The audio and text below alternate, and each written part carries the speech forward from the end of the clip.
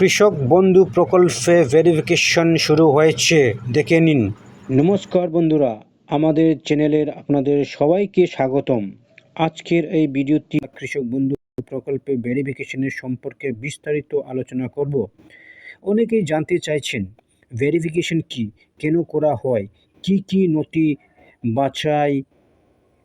কি নথি যাচাই করা হয় এবং ভেরিফিকেশনের সম্পূর্ণ হলে এরপর কি হবে, তাই ভিডিওটি শেষ পর্যন্ত দেখুন। ভেরিফিকেশন কি, প্রথমে জেনে নেওয়া যাক ভেরিফিকেশন বলতে কি বোঝায়।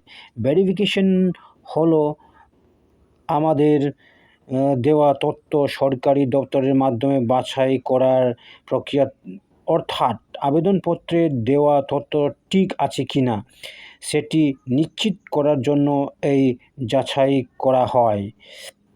সাধারণত নিচের তথ্যগুলিতে মিলে দেখতে হতে পারে: আবেদনকারীর নাম ও ব্যক্তিগত তথ্য, আধার নম্বর তথ্য, জমির মালিকানা বা জমির সংক্রান্ত নথি, ব্যাংক অ্যাকাউন্টের তথ্য, মোবাইল নম্বর এবং আবেদনকারীর দেওয়ার অন্যান্য তথ্য। যদি কোনো তথ্য ভুল থাকে বা নথিতে সমস্যা থাকে তাহলে আবেদন প্রক্রিয়া বিলনিত হতে পারে এবং সংশোধনের প্রয়োজন হতে পারে। টাকা পাওয়ার জন্য কী করবেন?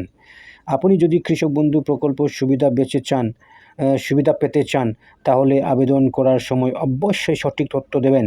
ব্যাংক অ্যাকাউন্ট সক্রিয় আছে কিনা, আধার ও ব্যাংক সংক্রান্ত তথ্য ঠিক আছে কিনা এবং জমির নথিতে কোনো ভুল আছে কিনা সেগুলো আগেই দেখে নিন। সব তথ্য ঠিক থাকলে আবেদন অনুমতি হওয়ার পর সরকারি নিয়ম অনুযায়ী প্রকল্পের অর্থ সরাসরি আপনার ব্যাংক অ্যাকাউন্টে পাঠানো হবে।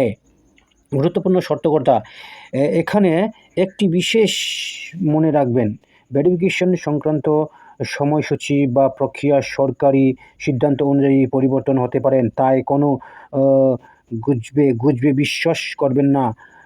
শুধুমাত্র সরকারি ঘোষণা বা সংশ্লিষ্ট দপ্তরের তথ্যের ওপর নির্ভর করুন। শেষ কথা, এই ছিল কৃষক বন্ধু প্রকল্পের ভেরিফিকেশন সম্পর্কে গুরুত্বপূর্ণ তথ্য। যদি ভিডিওটি আপনাদের উপকারে আসে তাহলে অবশ্যই একটি লাইক করুন, বন্ধুদের সঙ্গে শেয়ার করুন এবং আমাদের চ্যানেলটি সাবস্ক্রাইব করে পাশে থাকা বেল আইকনটি চালুন, যাতে ভবিষ্যতে সব সরকারি প্রকল্পের আপডেট সবার আগে পেতে পারেন। ধন্যবাদ সবাইকে, ভালো থাকুন, সুস্থ থাকুন। দেখা হবে পরবর্তী ভিডিওতে। ধন্যবাদ।